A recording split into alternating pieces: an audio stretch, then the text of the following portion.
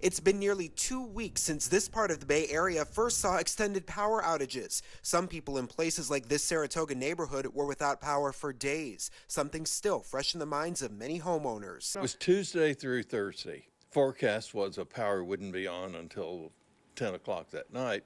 Though the rain added to challenges, PG&E says it was high winds that caused the most problems. The areas where we did see extended outages, at one point, because it was so windy, there were some winds that exceeded 90 miles per hour. Our crews had to stand down. PG&E saying that the peninsula and South Bay were the hardest hit areas by the last major storm. What we saw in Santa Clara County just 2 weeks ago was historic.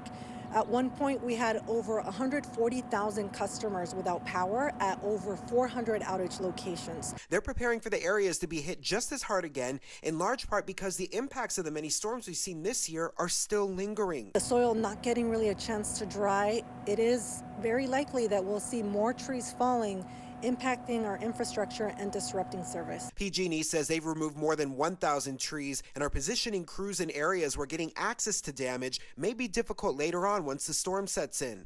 Right now, they remind everyone to stay prepared. There is a potential that power lines can come down.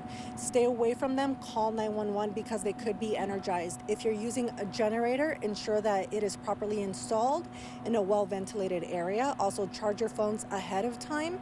And if you need medications or if there's an area that you need to evacuate because it's unsafe, ensure that you have an emergency plan ready. Many of the homeowners impacted last time say they're prepared this time, some even keeping a positive outlook. We need the rain, so I'm not worried about it. In the South Bay, Zach Fuentes, ABC 7 News.